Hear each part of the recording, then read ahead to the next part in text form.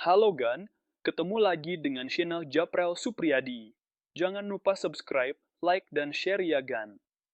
Semoga Agan sehat, lancar rezekinya, dan selalu dalam lindungannya. Amin. Selamat mendengarkan. Dengan suara, dentang, kedua pedang itu bertabrakan, dan cahaya keemasan serta energi pedang hitam saling bertautan.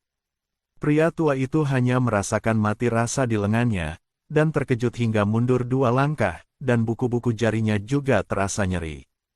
Melihat ini, lelaki tua di sebelah kiri segera mengayunkan pedangnya dan melangkah maju, bekerja sama dengan lelaki tua di sebelah kanan. Kedua pedang panjang itu menyerang Chen Ping dari kiri dan kanan seperti dua ular berbisa. Ilmu pedang mereka sangat hebat, dan mereka berkoordinasi secara diam-diam. Energi pedang saling bersilangan dan membentuk jaring pedang yang tak tertembus, menyelimuti Chen Ping dengan erat, membuatnya tak bisa bernapas. Chen Ping sama sekali tidak takut. Pedang pembunuh naga tampak hidup di tangannya, terkadang menebas secara horizontal, terkadang menebas secara vertikal, dan terkadang menusuk. Cahaya pedang keemasan dan energi pedang hitam terus bertabrakan, menghasilkan suara yang memekakkan telinga. Mengandalkan tubuhnya yang fleksibel, ia terus bergerak menembus jaring pedang, mencari peluang untuk melakukan serangan balik. Suatu ketika, lelaki tua di sebelah kanan menusuk dadanya dengan pedang panjang. Chen Ping menghindar ke samping dan menebas pergelangan tangan lelaki tua itu dengan pedang. Lelaki tua itu buru-buru menghunus pedangnya untuk menangkis, tetapi Chen Ping memanfaatkan kelemahannya dan menendang dadanya. Lelaki tua itu terhuyung mundur beberapa langkah. Wu Hao memanfaatkan kesempatan itu untuk menerjang sang pemakan jiwa, mengayunkan pedang di tangannya. Kekuatan spiritual emasnya mengembun menjadi bayangan pedang raksasa, dan menebas sang pemakan jiwa dengan momentum yang menghancurkan dunia. Sang pemakan jiwa duduk di punggung singa, mencibir, dan melambaikan tangan kanannya. Energi iblis hitam mengembun menjadi perisai tebal, menghalangi di depannya. Dengan suara, bang, bayangan pedang itu bertabrakan dengan perisai dan hancur seketika. Wu Hao terdorong mundur beberapa langkah oleh kekuatan hentakan yang dahsyat. Darahnya berdesir dan tenggorokannya terasa manis. Dengan kemampuan sekecil ini saja, kau berani membunuhku. Ejek Soul Eater, lalu mengayunkan pedang di tangannya. Energi pedang hitam melesat ke arah perut bagian bawah Wu Hao seperti ular berbisa. Wu Hao buru-buru menghindar ke samping, dan energi pedang melesat melewati jubah perangnya, membuat lubang panjang di dalamnya dan memperlihatkan baju zirah di bawahnya. Pendeta Tao Uji ingin maju untuk membantu, tetapi dipegang erat oleh lelaki tua di sebelah kirinya. Ilmu pedang lelaki tua itu licik dan kejam. Setiap pedangnya diarahkan ke titik-titik vital Taois Wuji, membuatnya mustahil baginya untuk melarikan diri. Dia memperhatikan Wu Hao dalam bahaya, merasa sangat cemas namun tidak berdaya. Di seberang medan perang, Sue Wuying tidak ikut bertempur, melainkan berdiri di dataran tinggi dengan membawa tas kain hitam di tangannya. Tas kain itu tampak biasa saja, tetapi ia memancarkan daya hisap yang aneh. Ia menatap para biksu yang terus berjatuhan, dan secercah kegembiraan terpancar di matanya. Setiap kali seorang biksu meninggal dan jiwanya meninggalkan tubuhnya, ia akan mengangkat kantong kain itu dan menggumamkan sesuatu. Jiwa para pendeta itu terbang menuju kantong kain itu seolah-olah mereka dipanggil dan tersedot ke dalamnya. Seiring makin banyaknya jiwa yang tersedot, kantong kain itu perlahan membengkak, mengeluarkan kabut hitam yang makin tebal. Sue Wuying, apa yang kau lakukan? Kemari dan bantu aku. Soul Devourer melihat Sue Wuying berdiri dan menonton, lalu berteriak dengan marah. Tuanku, mohon tunggu sebentar. Sue Wuying berkata tanpa menoleh, tanpa menghentikan gerakan tangannya sedikitpun. Soul Devourer mendengus dingin, mengabaikannya, dan fokus menghadapi Wu Hao. Meskipun Wu Hao cukup kuat, ia masih berada satu level lebih rendah dari Soul Devourer yang telah hidup selama 10.000 tahun. Setelah beberapa putaran, Wu Hao sudah kurus kering, dengan beberapa luka di sekujur tubuhnya, darah menodai jubah perangnya hingga merah, dan sebagian besar kekuatan spiritualnya telah terkuras. Seiring berjalannya waktu, perkelahian itu menjadi semakin brutal. Korban di antara para biksu dari ras manusia dan binatang terus bertambah. Formasi pengawal kekaisaran telah lama dipecah oleh roh-roh jahat. Para prajurit bertempur sendiri-sendiri, dan orang-orang terus berjatuhan. Han Lai dan Zi Yuan kelelahan, kekuatan spiritual mereka hampir habis, dan mereka hanya bisa mengandalkan naluri untuk mengacungkan senjata mereka untuk melawan. Tubuh mereka penuh luka, dan darah menetes dari senjata mereka, membentuk genangan darah di tanah. Fan Tianyu dikelilingi oleh puluhan jiwa iblis, kekuatan spiritual emasnya semakin redup, dan setiap pukulan yang dilontarkannya tampak sangat sulit. Raja setengah binatang terluka parah dan kesadarannya perlahan memudar. Jika bukan karena obsesinya, ia pasti sudah pingsan sejak lama. Tidak, kita tidak bisa bertahan lebih lama lagi. Seorang manusia buas mengeluarkan raungan putus asa, melemparkan kapak perang di tangannya, berbalik dan berlari mundur. Sosoknya bagaikan sinyal, yang seketika menyulut rasa takut para pendeta lainnya. Semakin banyak biksu yang melarikan diri. Mereka tak sanggup lagi menanggung pertempuran mengerikan ini dan hanya ingin menyelamatkan diri. Jangan lari, tetap di tempat, kita masih punya kesempatan. Ao Lai meraung keras, mencoba menghentikan biksu yang melarikan diri, tetapi dia sendiri terjerat oleh beberapa roh jahat dan tidak punya waktu luang. Semakin banyak orang melarikan diri, dan garis pertahanan kamp para biksu runtuh seketika. Pasukan roh jahat memanfaatkan kesempatan itu untuk melancarkan serangan dahsyat, dan semakin banyak biksu yang berjatuhan dalam genangan darah. Wu Hao menatap pemandangan di depannya, merasakan gelombang keputusasaan. Ia tahu jika ini terus berlanjut, semua orang di sini akan mati, dan langit keenam akan sepenuhnya jatuh ke tangan para kultivator iblis. Kodeks pengorbanan, mungkin, ini satu-satunya harapan. Secercah tekad terpancar di mata Wu Hao. Ia mengeluarkan sebuah kotak emas dari tangannya. Kotak itu diukir dengan rune yang rumit dan memancarkan aura suci yang samar. Kotak itu adalah kotak harta karun yang menyimpan buku pengorbanan. Pemakan jiwa, kau tidak mau buku panduan pengorbanan. Akan kuberikan padamu. Wu Hao mengangkat kotak harta karun dan berteriak sekuat tenaga. Suaranya sangat jelas di medan perang yang kacau. Soul Devourer mendengar suara itu dan langsung berhenti menyerang. Secercah keserakahan melintas di rongga matanya yang kosong, lemparkan buku itu ke sini. Kalau tidak, aku akan langsung membunuhmu. Jika kau menginginkan buku itu, kejarlah aku. Wu Hao mencibir dan berbalik untuk berlari menuju pegunungan yang jauh. Asalkan kau bisa mengejarku, buku pengorbanan itu akan menjadi milikmu. Tapi kalau kau berani menggunakan serangan yang kuat, aku akan langsung menghancurkannya. Kamu berani. Melihat hal itu, sang pemakan jiwa meraung marah, tetapi tidak berani bertindak gegabah. Buku pengorbanan itu sangat penting baginya, dan dia tidak boleh membiarkan Wu Hao menghancurkannya. Jangan lari. Si pemakan jiwa menunggangi seekor singa dan mengikuti Wu Hao dari dekat, selalu menjaga jarak tertentu. Ia tidak berani terlalu dekat dan ditipu oleh Wu Hao, tetapi ia juga takut Wu Hao akan kabur. Melihat ini, kedua tetua Wushuang juga ingin meninggalkan Chen Ping dan mengejarnya, tetapi dihalangi oleh Chen Ping. Lawanmu adalah aku. Mau pergi? Tidak semudah itu. Chen Ping memegang pedang pembunuh naga di tangannya, dan cahaya kemasan memancar di sekelilingnya. Aura suci menyebar bagai air pasang, membuat kedua tetua Wushuang berdebar kencang. Hentikan dia! Pria tua di sebelah kiri berteriak keras, lalu mengayunkan kedua pedang panjangnya lagi. Energi pedang yang tak terhitung jumlahnya melesat ke arah Chen Ping, mencoba menerobos penghalangnya dengan paksa. Chen Ping sama sekali tidak takut. Pedang pembunuh naga menari-nari di tangannya dengan kekuatan yang tak tertembus, dan cahaya pedang kemasan menghalangi semua energi pedang.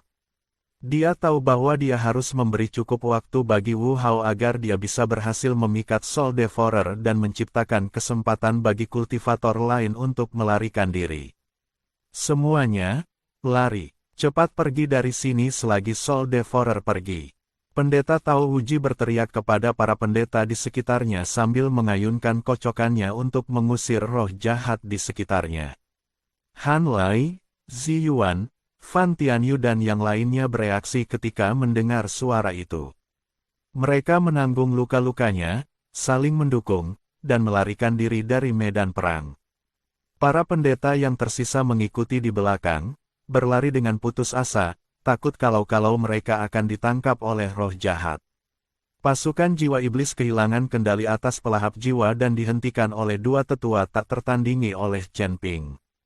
Untuk sesaat, mereka kacau balau dan gagal mengatur pengejaran tepat waktu. Sue Wuying menatap para biksu yang melarikan diri, secercah rasa iba terpancar di matanya. Tas kain di tangannya telah membengkak cukup besar, penuh dengan jiwa-jiwa yang telah mati, tetapi masih sedikit kurang dari sumber daya yang ia butuhkan untuk menerobos.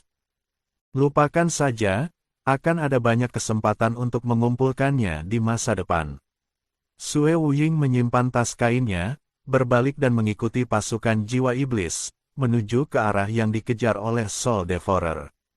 Chen Ping bertarung sengit dengan dua tetua Wushuang selama puluhan ronde, dan secara bertahap merasa kekuatan spiritualnya habis. Lengannya mulai terasa sakit, dahinya berkeringat, dan cahaya keemasan di pedang pembunuh naga sedikit meredup. Dia mendongak dan mendapati para pendeta telah melarikan diri jauh, dan dia merasa lega.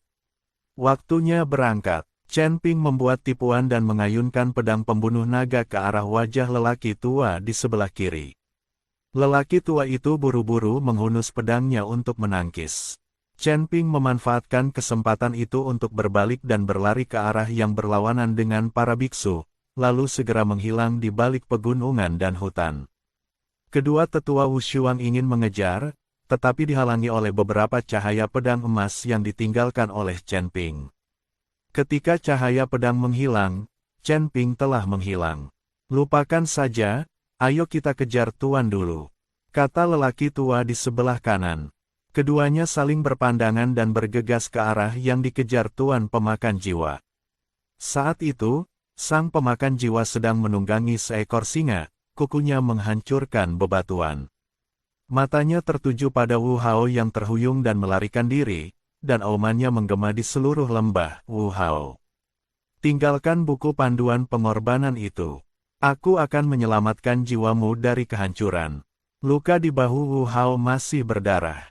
Setiap kali ia berlari, meridiannya yang rusak tertarik, dan rasa sakit yang hebat membuat penglihatannya gelap. Namun, ia memegang kotak harta karun emas itu di tangannya. Ini adalah harapan terakhir surga ke-6 dan tidak boleh jatuh ke tangan iblis. Dia menghabiskan sisa kekuatan spiritualnya dan mempercepat langkahnya sedikit, tetapi roh jahat di belakangnya masih mengikutinya seperti bayangan, dan niat membunuh yang dingin hampir membekukan jiwanya. Jika kamu tidak menerima roti panggangku, aku akan menghukummu. Melihat Wu Hao menolak untuk menyerah, mata Soul Devourer dipenuhi dengan niat membunuh. Ia tiba-tiba mengangkat tangan kanannya, dan energi iblis gelap mengembun menjadi cakar tajam, yang melesat langsung ke punggung Wu Hao dengan suara tajam yang merobek udara. Wu Hao merasakan hawa dingin di belakang lehernya dan ingin menghindar tetapi sudah terlambat. Pada saat kritis ini, cahaya pedang keemasan tiba-tiba menyambar dari samping, disertai suara, klang, yang keras, dan dengan paksa menghancurkan cakar iblis tersebut. Chen Ping, memegang pedang pembunuh naga, mendarat di samping Wu Hao bagai kilat, wajahnya serius, Tuan, aku akan melindungimu, cepatlah pergi. Chen Ping, kenapa kamu kembali? Wu Hao terkejut sekaligus gembira, tetapi kemudian keputusasaan melandanya. Tidak, jiwa iblisnya terlalu banyak, kita tidak bisa kabur. Pada saat ini, kedua tetua dari keluarga Wu telah mengepung mereka dengan puluhan jiwa iblis elit. Energi iblis hitam melonjak di sekitar mereka, membentuk pengepungan yang ketat. Sang pemakan jiwa, menunggangi seekor singa, menatap mereka berdua dengan senyum kejam di wajahnya. Karena kalian sudah di sini, jangan pernah berpikir untuk pergi. Hari ini, aku akan mengubur kalian berdua dengan kitab pengorbanan. Sebelum dia selesai berbicara, kedua tetua Wushuang mengayunkan pedang mereka secara bersamaan, dan dua energi pedang tajam terjalin menjadi jaring, menutupi Chen Ping dan Wu Hao. Chen Ping melindungi Wu Hao di belakangnya, dan pedang pembunuh naga menari menjadi bola cahaya keemasan, menghalangi energi pedang. Namun, kekuatan besar dari pedang itu masih membuatnya mundur 2 langkah, dan telapak tangannya terasa nyeri tumpul. Jiwa iblis elit mengambil kesempatan untuk menerkam, bila tulang mereka mengeluarkan kilatan dingin saat menusuk titik vital kedua pria itu. Sementara Chen Ping menahan serangan roh jahat, dia juga memperhatikan luka-luka Wu Hao. Melihat wajah Wu Hao yang pucat dan napasnya yang semakin lemah, dia menjadi cemas. Jika dia terus membuang-buang waktu seperti ini, dia bukan saja tidak akan bisa melindungi Wu Hao, dia juga akan terjebak di sini. Ia menarik napas dalam-dalam, dan kekuatan spiritual keemasan di sekelilingnya melonjak. Pada saat yang sama, cahaya abu-abu redup muncul di telapak tangannya, dan kekuatan asal mula waktu diam-diam bersirkulasi. Di bawah pengaruh kekuatan waktu, pergerakan jiwa iblis tiba-tiba melambat, dan energi pedang kedua tetua Wushuang juga kehilangan kecepatan sebelumnya. Chen Ping memanfaatkan kesempatan itu, menggendong Wu Hao di punggungnya, berbalik dan bergegas masuk ke kedalaman hutan. Pemakan jiwa, kejar aku jika kau berani. Soul Devourer murka melihat ini dan berteriak, kejar mereka. Sekalipun aku harus membalikkan seluruh surga ke-6, aku akan menangkap mereka. Sambil berbicara, ia memimpin pengejaran. Derap kaki singa mengguncang pegunungan dan hutan. Pasukan jiwa iblis mengikuti dari dekat, dan semburan hitam menyebar ke seluruh hutan. Chen Ping menggendong Wu Hao di punggungnya dan berlari mati-matian melewati pegunungan dan hutan. Namun, luka Wu Hao terlalu parah. Darah terus mengucur dari lukanya, membasahi pakaian Chen Ping, dan kecepatannya pun perlahan melambat.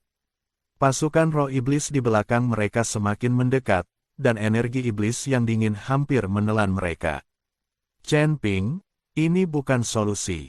Wu Hao berbaring di punggung Chen Ping, suaranya sangat lemah hingga hampir tak terdengar. Ada terlalu banyak jiwa iblis, kita tidak bisa melarikan diri. Chen Ping menggertakkan giginya, urat-urat dahinya menyembul, jangan berkecil hati, kita bisa lolos. Percuma saja, Wu Hao menggelengkan kepalanya sedikit, secercah tekad terpancar di matanya.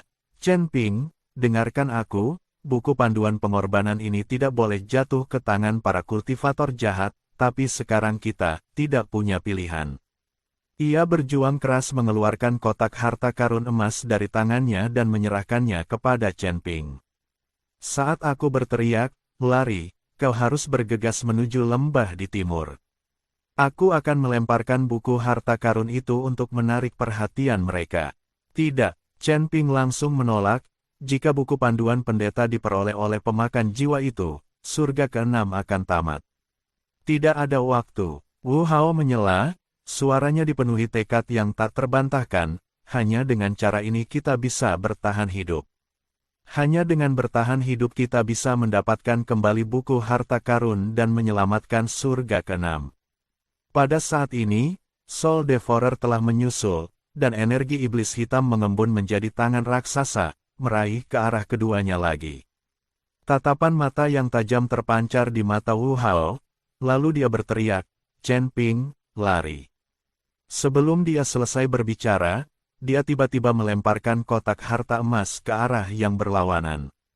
Kotak harta karun itu menggambar lengkungan emas di udara dan mendarat di ruang terbuka tak jauh dari sana dengan suara pop ringan.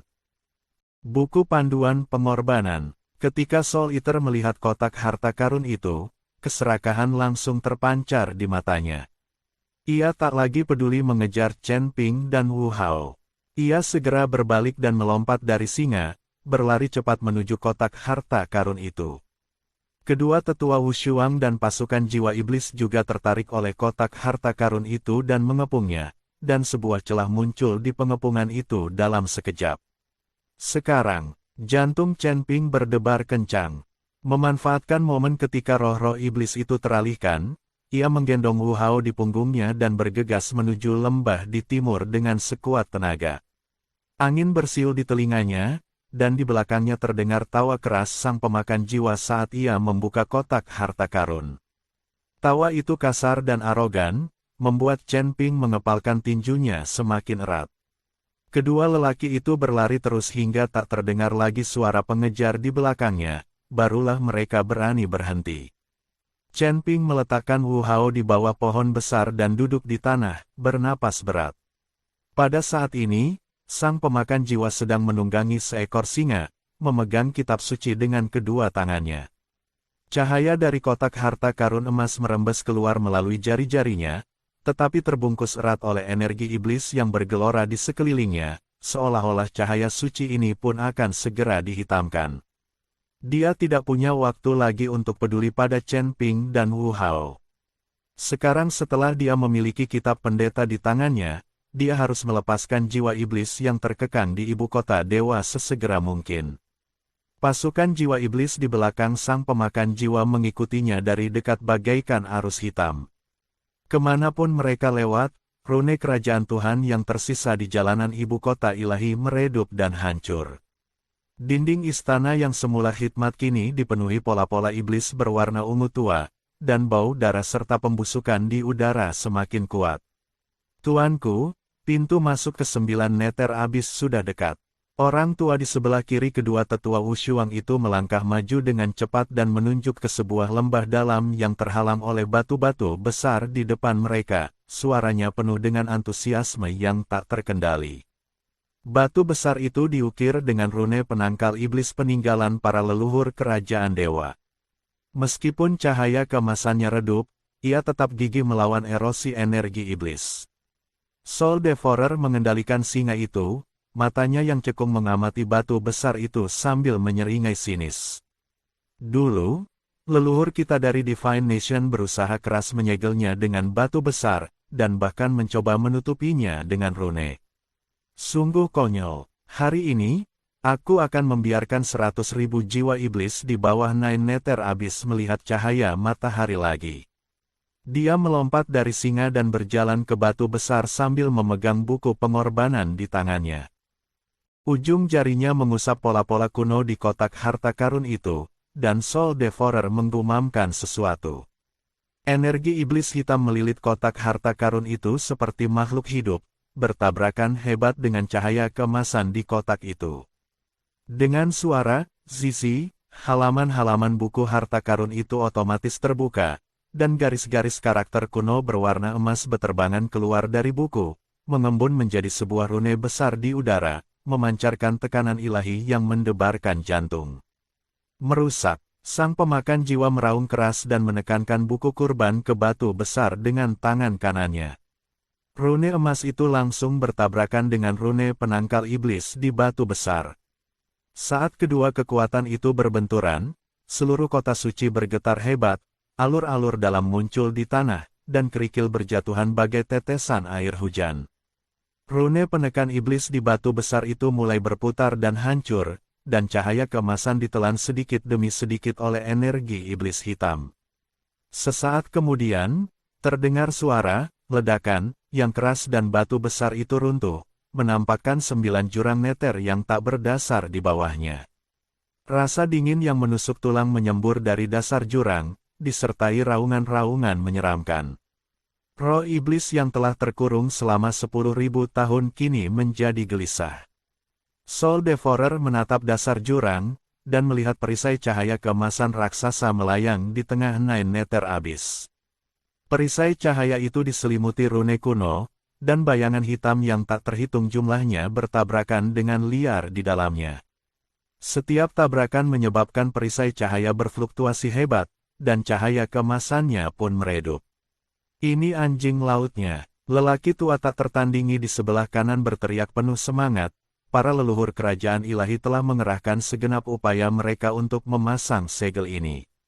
Selama segel ini rusak, 100.000 jiwa iblis akan bisa keluar. Soul Devourer mencibir dan mengangkat kembali buku pengorbanan itu. Kali ini, ia tak lagi menekan kekuatan buku itu. Cahaya keemasan memancar bagai matahari yang terik, menerangi seluruh Nine Nether Abyss. Karakter-karakter kuno dalam buku itu terbang satu demi satu, melesat ke arah perisai cahaya keemasan seperti pedang emas. Setiap kali karakter kuno jatuh pada perisai cahaya, rune kuno pada perisai cahaya akan sedikit meredup, dan retakan akan menyebar. Atas nama pemakan jiwa, dan dengan kekuatan kodeks pengorbanan, aku akan menghancurkan segelnya dan melepaskan jiwa iblis itu. Suara sang pemakan jiwa bergema di 9 jurang Nether, membawa serta keagungan yang tak tertahankan.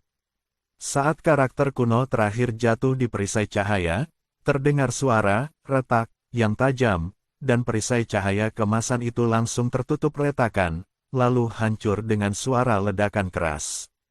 Energi dingin dan jahat yang lebih kuat menyembur keluar dari dasar jurang, dan jiwa-jiwa jahat hitam yang tak terhitung jumlahnya melonjak keluar dari dasar jurang bagaikan air pasang, menderu dan menerjang menuju langit. 10.000, 20.000, 50.000. Tetua di sebelah kiri kedua tetua yang tak tertandingi itu menghitung jumlah jiwa iblis, suaranya semakin bersemangat, tuanku. Sudah ada 50.000 jiwa iblis. Dan semakin banyak jiwa iblis yang keluar. Jiwa iblis pertama yang menyerbu keluar sangat besar, seluruh tubuhnya dipenuhi taji tulang, matanya bagaikan lentera berwarna merah darah, taringnya terlihat di mulutnya, dan ia memancarkan niat membunuh yang menyesakkan. Setelah mereka mendarat, mereka berlutut dengan satu kaki di hadapan sang pemakan jiwa dan berkata dengan suara serak dan penuh hormat, "Salam, Tuan." Soul Devourer mengangguk puas, matanya dipenuhi kebanggaan. "Bangun, mulai sekarang, kalian adalah bawahanku. Ikuti aku untuk menaklukkan surga ke-6 dan membuat semua kultivator tunduk padaku." "Baik, Tuan," teriak para roh iblis serempak. Suara mereka bahkan menggetarkan 9 jurang Nether. Segera setelah itu, lebih banyak jiwa iblis muncul dari jurang. Beberapa jiwa iblis memegang tongkat tulang dan dapat melepaskan kutukan aneh, beberapa jiwa iblis lincah dan dapat bergerak seperti hantu, dan beberapa jiwa iblis berukuran kecil, tetapi dapat menyelinap ke tubuh pendeta secara diam-diam dan melahap jiwa mereka. Jiwa-jiwa iblis hitam terus mengalir keluar, segera menutupi seluruh langit di atas Nine Nether Abyss, lalu menyebar ke seluruh bagian ibu kota ilahi. Ketika jiwa iblis ke-100.000 terbang keluar dari dasar jurang, seluruh dunia diselimuti kegelapan. Jiwa iblis ini berbeda dari jiwa iblis lainnya. Ia memancarkan energi iblis keemasan, matanya hitam pekat, tubuhnya mirip manusia, tetapi memiliki sepasang sayap hitam besar. Bersambung. Nantikan kisah berikutnya.